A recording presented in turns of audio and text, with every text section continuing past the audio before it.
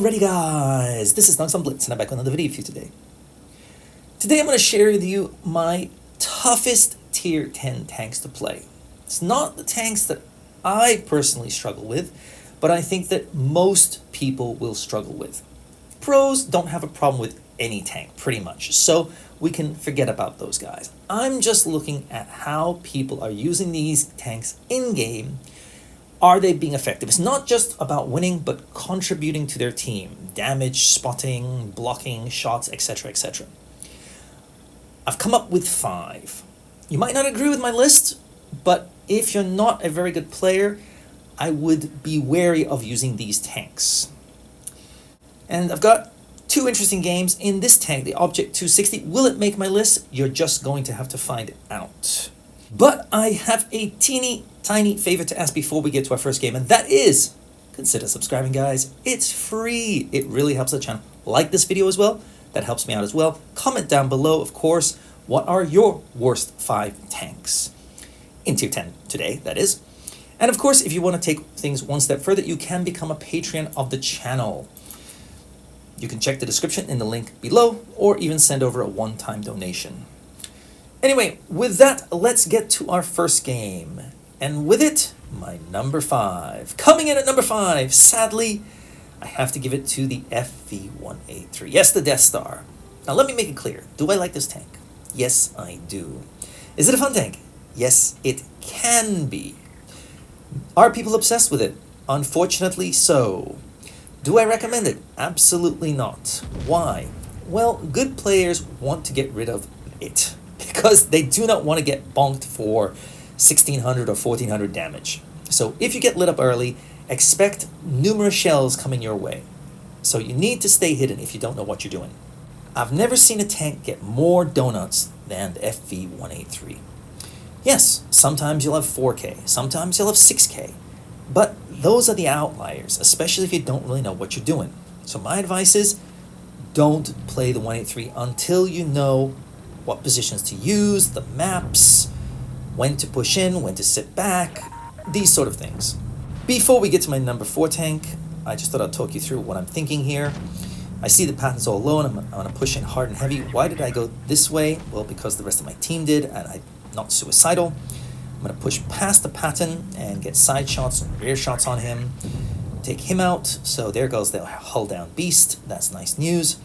I am a little bit passive in this game simply because I can't trust this T-77. He's flanking and sitting miles away from the battle, not using his hit points, his armor, or punishing the enemy team. So I feel I'm going to need all the hit points I can get, especially when my buddy goes down pretty early on in this game.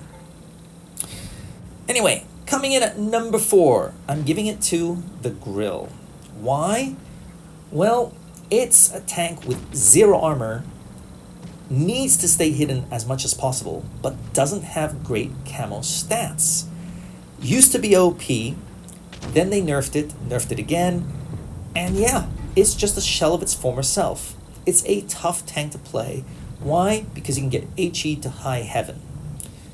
It's also, while agile, hard to use its mobility because the gun will bounce really quickly, so you have to be stationary when you fire. You can't be zooming around and trying to hit targets. Will not work. So yeah, it's a tough tank to carry with if you don't know what you're doing. It's a fun tank, don't get me wrong, but it is a hard tank to help your team if you're in the wrong positions. Newer players or poor players don't know the right positions to use. Coming at number 3, maybe this is a surprise, but I'm giving it to the WZ-1115A. Generally speaking, either pros or not pros have this tank. People in between don't seem to care about it. So pros do decently well in it, but they're not usually the tank that carries the game. Don't know why, but it's rare to see it at the top. However, poor players will play it quite aggressively because they think it's a strong heavy, get in all sorts of trouble, put in bad positions, dealing with Type 71s, E100s, and yeah, there's no intimidation factor. So people think that, hey, I'm a heavy, I have to push in and go front line. Well, sure, if you can. But the WZ-11158 doesn't really have the intimidation factor or the armor of the IS-7. So yeah, it's just a tough tank for many players to play, I feel. Anyway, as you can see, we're going to finish off the game here. Boom, there you go. Not a bad little game. As I said, I would have probably gotten more damage if I could have trusted the T-77. I didn't. I was worried he's just going to snipe pretty much the entire game. So yeah, he did do a decent job when it came down to the stats at the end. There you go. I mean, not bad, but still, I just didn't feel I could trust him. Next game's a little bit better. I think you can enjoy that one. And with it, I will release my number 2 tank. Coming at number 2, I'm giving it to the CS-63. This tank is probably the worst medium in the game, if you ask me.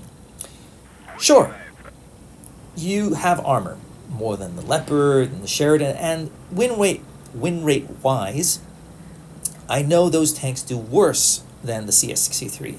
But my guess is a lot of bad players are not grinding this tank. They're probably not playing it. Why? Because it's not very good. Doesn't have a great reputation. Pretty much every tank's got something better than it. It needs something to make it stand out. Give it more, I don't know, speed. Give it some sort of spotting mechanism, or maybe, I don't know, better pen. Something. It needs something. It just gets wrecked by T-62s, by Leopards.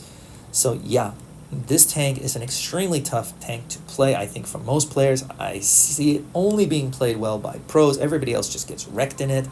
So yeah, my advice is stay way clear of this tank.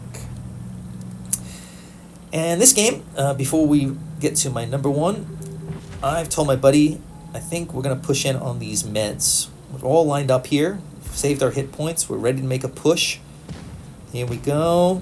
There are 3 tanks over there. And you see they've moved back, which means they are nervous. Yep, they're running. They're running. And that tells me it's time to make a move. Yes, we've lost a tank. But with us pushing in hard and heavy, as you can see on the minimap, everyone's pushing in. Look at that. Boom, boom, boom, boom, boom. So they sense fear.